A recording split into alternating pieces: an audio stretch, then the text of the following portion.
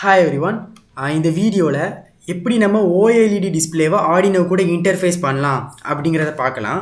இது பண்ணுறதுக்கு வந்து நம்ம ஒரு 2 லைப்ரரியை வந்து இன்ஸ்டால் பண்ண வேண்டியது இருக்கும். என்ன லைப்ரரிலாம் அப்படின்னா, ஸோ ஃபர்ஸ்ட் வந்து டூல்ஸ்குள்ளே போயிட்டு அதில் மேனேஜ் லைப்ரரின்னு இருக்கா, அதை கிளிக் பண்ணிவிட்டு இந்த மாதிரி லைப்ரரி மேனேஜர் அப்படின்னு ஒன்று ஓப்பன் ஆகும். அதில் ஃபர்ஸ்ட் வந்து Adafruit SST1306 அப்படின்னு ஒரு லைப்ரரி இருக்கும். அந்த ஃபர்ஸ்ட் இருக்குது பார்த்தீங்களா, இது நான் ஆல்ரெடி இன்ஸ்டால் பண்ணிவிட்டேன். அதனால தான் எனக்கு வந்து இந்த இடத்துல ரிமூவ் அப்படின்னு காமிக்கி. ஸோ நீங்கள் வந்து இதை இன்ஸ்டால் பண்ணிக்கோங்க. அதுக்கப்புறம் வந்து Adafruit GFX அந்த மாதிரி செகண்ட் ஒன்று வரும் பார்த்தீங்களா, இந்த லைப்ரரி இன்ஸ்டால் பண்ணிக்கோங்க. இந்த 2 லைப்ரரி இன்ஸ்டால் பண்ணதுக்கு அப்புறமா நம்ம கோடில் வந்து அதை இன்க்ளூட் பண்ணிக்கோங்க. Okay right. இப்போ இந்த ஃபர்ஸ்ட் லைன் எதுக்கு அப்படின்னா, நம்மளோட டிஸ்பிளே வந்து I2C கம்யூனிகேஷனை பேஸ் பண்ணது அப்படின்னு அர்த்தம். I2C கம்யூனிகேஷன் என்னதுன்னா, இப்போது சப்போஸ் நம்ம டிஸ்பிளேயில் வந்து I2C கம்யூனிகேஷன் இல்லை அப்படின்னா நம்ம வந்து நிறைய பின்ஸை வந்து யூஸ் பண்ணுற மாதிரி இருக்கும். ஃபார் எக்ஸாம்பிள் அந்த டிஸ்பிளேலேயே வந்து நிறைய பின்ஸ் இருக்கிற மாதிரி இருக்கும். இதுவே I2C கம்யூனிகேஷன் இருந்துச்சு அப்படின்னா டோட்டலாகவே 4 பின் தான் இருக்கும். என்னதெல்லாம் அப்படின்னா, ground VCC, SDA, SCL. SDA அப்படின்னா சீரியல் டேட்டா பின், SCL அப்படின்னா சீரியல் கிளாக் பின். ஓகேவா? சரி, இப்போ இந்த 2 லைப்ரரி இருக்குது பார்த்தீங்களா, இதுதான் வந்து நம்ம டிஸ்பிளேவை இன்டர்ஃபேஸ் பண்ணுறதுக்கான லைப்ரரி. ஓகேவா?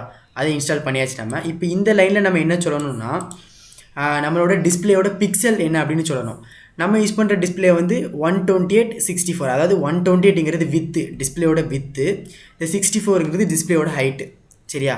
இப்போ இந்த ஆண்ட் ஒயருங்கிறது நான் ப்ரீவியஸாக சொன்னேன்னா, இது வந்து I2C பேஸ் பண்ணுறது, அதை மென்ஷன் பண்ணுறதுக்கான இந்த இது எழுதியிருக்கோம். ஓகே, அதுக்கப்புறம் இந்த -1 அப்படிங்கிறது என்ன அப்படின்னா, நம்ம டிஸ்பிளேயில் வந்து ரீசெட் பின் இல்லை அப்படிங்கிறத மென்ஷன் பண்ணுறதுக்காக -1. ஏன்னா சில டிஸ்பிளேயில் வந்து ரீசெட் யூஸ் பண்ணுவாங்க. ஸோ அதனால் நம்ம டிஸ்பிளேயில் ரீசெட் இல்லை அப்படிங்கிறதுனால -1 அப்படிங்கிறத போட்டிருக்கேன். சரியா? சரி, இப்போ இந்த வாய்டு செட்டப்பில் தான் நம்ம மெயினான ப்ரோக்ராம் இருக்கும். ஆக்சுவலாக வாய்டு செட்டப்பில் நம்ம என்ன ப்ரோக்ராம் எழுதணும், 1 டைம் ரன் ஆகக்கூடிய ப்ரோக்ராம் எழுதும். ஸோ நம்ம டிஸ்பிளேயில் வந்து எப்போவுமே 1 டைம் தான் நம்ம வந்து டிஸ்பிளே பண்ணுவோம், ரைட்? ஸோ அதனால் எல்லாத்தையுமே வாய்டு செட்டப்லேயே நம்ம ரைட் பண்ணியாச்சு. சரி, இப்போ ஃபர்ஸ்ட் வந்து நம்ம டிஸ்பிளேவை பிகின் பண்ணணும். அதுக்காக இந்த லைனில் வந்து நம்மளோட அட்ரஸ் என்ன அப்படிங்கிறத மென்ஷன் பண்ணணும். ஸோ இந்த இடத்துல 0x3C அப்படின்னு நான் மென்ஷன் பண்ணி, ஏன்னா நம்ம யூஸ் பண்ணுற டிஸ்பிளேயில் வந்து அட்ரஸ் வந்து 0x3C. சப்போஸ் எல்லா டிஸ்பிளே வந்து அட்ரஸ் சேஞ்ச் ஆகும். சப்போஸ் இந்த அட்ரஸ் யூஸ் பண்ணி உங்களுக்கு ஏதாச்சும் எரர் வந்துச்சு அப்படின்னா அந்த டைமில் நீங்கள் என்ன பண்ணுங்க அப்படின்னா 0x3D அப்படின்னு போட்டுக்காங்க. ஓகேவா? ஸோ எனக்கு வந்து 0x3C தான். சரி, இப்போ அடுத்த லைன் என்ன அப்படின்னா, கிளியர் டிஸ்பிளே. அதாவது ப்ரீவியஸாக நம்ம டிஸ்பிளேல ஏதாச்சும் பிரிண்ட் பண்ணி பார்த்துருந்தோம் அப்படின்னா அது கிளியர் ஆகணும் பார்த்தீங்களா, அதனால் இந்த லைன் எழுதியிருக்கும். அதுக்கப்புறம் டெக்ஸ்ட் சைஸ் என்னங்கிறத மென்ஷன் பண்ணணும். அதுக்கப்புறம் டெக்ஸ்ட் கலர் என்னங்கிறத மென்ஷன் பண்ணணும். அதுக்கப்புறம் இதை பார்த்துக்கோங்க, இதுதான் வந்து மெயின். அதாவது நம்ம செட் கர்சர் அப்படின்னு யூஸ் பண்ணிவிட்டு நமக்கு எந்த இடத்துல நம்ம டிஸ்பிளேல எந்த இடத்துல பிரிண்ட் பண்ணணும் அப்படிங்கிறத மென்ஷன் பண்ணுறதுக்கு. ஸோ ஃபர்ஸ்ட் உள்ளது எக்ஸ் ஆக்சிஸ், செகண்ட் உள்ளது ஒய் ஆக்சிஸ். ஓகேவா? ஸோ எக்ஸ் ஆக்சிஸ் அப்படின்னா right to left, Y axis அப்படின்னா டாப் டு பாட்டம். சரியா? ஸோ இதில் நம்ம வேல்யூ அட்ஜஸ்ட் பண்ணுறது மூலமாக உங்களுக்கு இந்த டிஸ்பிளேல எந்த இடத்துல பிரிண்ட் பண்ணணும் அப்படிங்கிறத மென்ஷன் பண்ணிக்கலாம். ஓகே, ஸோ அதுக்கப்புறம் என்ன பிரிண்ட் பண்ணணும் அப்படிங்கிறத டபுள் கோட்ஸில் கொடுத்துக்கோங்க. ஓகே, ஃபைனலாக display அப்படிங்கிறத மென்ஷன் பண்ணுவோம். அப்போ தான் நம்ம கோடு வந்து ப்ராப்பராக ரன் ஆகும். ரைட், இப்போ வந்து கோடை நான் அப்லோட் பண்ணதுக்கப்புறம் எப்படி இருக்குது அப்படிங்கிறத பார்க்கலாம். ரைட், இப்போ கோடை வந்து அப்லோடு பண்ணியாச்சு. பண்ணினதுக்கப்புறம் பாருங்கள், நம்ம என்ன பிரிண்ட் கொடுத்தோமோ அது வந்து அப்படியே நம்ம டிஸ்பிளேல வந்து பிரிண்ட் ஆகிட்டு. ஓகேவா? சரி, இப்போ இதில் கனெக்ஷன் எப்படி கொடுக்கணும் அப்படின்னா, ஸோ டோட்டலாக வந்து இதில் 4 பின் இருக்கா, ground, VCC, SCL, SDA. So கிரவுண்டை எடுத்துகிட்டு போயிட்டு ஆர்டினோட கிரவுண்டில் கொடுத்துருங்க. VCCயை வந்து ஆர்டினோவில் இருக்கிற 3.3 வோல்ட்டை கொடுத்துக்கோங்க. இப்போ இந்த SCL, SDA இருக்கா, SCLை வந்து ஆர்டினோவில் இருக்க A5ல் கொடுக்கணும். SDA வந்து ஆர்டினோவில் இருக்கிற A4ல் கொடுக்கணும். ஓகேவா? ஸோ நான் அந்த மாதிரி தான் வந்து கனெக்ஷன் கொடுத்து வச்சுருக்கேன்.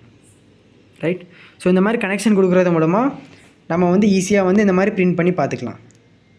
ஸோ ப்ரீவியஸாக வந்து எப்படி நம்ம ஒரு டெக்ஸ்ட்டை பிரிண்ட் பண்ணலாம் அப்படின்னு பார்த்தோம். இப்போது சப்போஸ் வந்து ஏதாச்சும் இமேஜை பிரிண்ட் பண்ணணும் அப்படின்னா என்ன பண்ணலாம் அப்படிங்கிறத பார்க்கலாம்.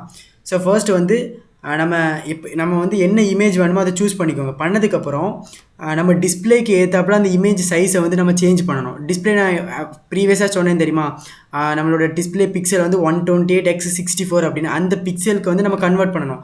அதுக்கு என்ன பண்ணலாம் அப்படின்னா, உங்களுக்கு என்ன இமேஜ் வேணுமோ அதை வந்து பெயிண்டில் ஓப்பன் பண்ணிக்கோங்க.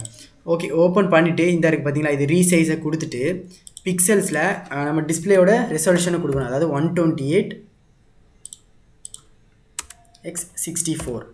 ஓகே, கொடுத்தோம் அப்படின்னா ஆட்டோமேட்டிக்காகவே வந்து என்ன ஆயிரும் அப்படின்னா இது அந்த டிஸ்பிளே சைஸுக்கு கன்வெர்ட் ஆயிரும். அதுக்கப்புறம் என்ன பண்ணிடலாம் அப்படின்னா சேவ் பண்ணிக்கலாம். ஸோ நான் ஆல்ரெடி சேவ் பண்ணிட்டேன். அதுக்கப்புறம் என்ன பண்ணிக்கோங்க அப்படின்னா ப்ரௌசரை ஓப்பன் பண்ணிவிட்டு இமேஜ் டு சிபிபி அப்படி டைப் பண்ணிங்க அப்படின்னா ஃபர்ஸ்ட் லிங்க் வரும். அதை கிளிக் பண்ணிவிட்டு நம்மளோட இமேஜை வந்து அப்லோட் பண்ணிக்கலாம் இதில். ஸோ இப்போ அப்லோட் பண்ணியாச்சு. இதுதான் வந்து ப்ரிவியூ. இப்போ ஏதாச்சும் ஒரு அட்ஜஸ்ட் பண்ணணும் அப்படின்னா அந்த பிரைட்னஸை வச்சு கொஞ்சம் அட்ஜஸ்ட் பண்ணிக்கலாம்.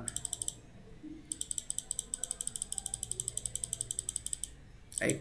ஸோ போதும். இப்போ என்ன பண்ணணும் அப்படின்னா நம்ம ஆர்டினோ கோடை வந்து இதில் ஜென்ரேட் கோட் அப்படின்னு கொடுத்தோம் அப்படின்னா ஆட்டோமேட்டிக்காகவே வந்து இதில் கோடு ஜென்ரேட் ஆயிரும். இதில் நமக்கு தேவையானது என்ன அப்படின்னா இந்த அரே மட்டும்தான் வேணும். அதாவது இந்த கான்ஸ்டன்ட் அன்சைன்லேருந்து ஸோ இந்த முடிஞ்சிருக்கு பார்த்தீங்களா, இது வரைக்கும் தான் வேணும். இதை அப்படியே காப்பி பண்ணிவிட்டு நம்ம ஆர்டினோ வழியில் போயிட்டு இந்த வாய்டு செட்டப்புக்கு மேலே இதை பேஸ்ட் பண்ணிடுங்க. ஸோ நான் ஆல்ரெடி பேஸ்ட் பண்ணிட்டேன். ஓகே.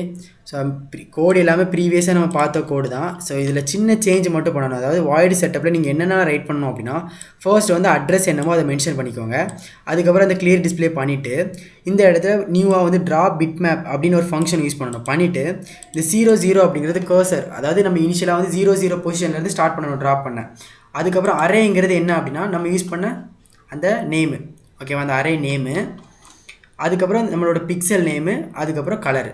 ஓகே, இதெல்லாம் கொடுத்ததுக்கப்புறம் நம்ம கோடை அப்லோட் பண்ணலாம். ஓகே, இப்போ கோடை அப்லோட் பண்ணிக்கலாம்.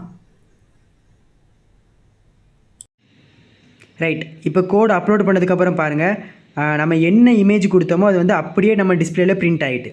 ஓகேவா, இந்த மாதிரி தான் நம்ம டிஸ்பிளேவை வந்து ஆர்டினோ கூட வந்து இன்டர்ஃபேஸ் பண்ணலாம். ஓகே, சரி, தேங்க்ஸ் ஃபார் வாட்சிங்.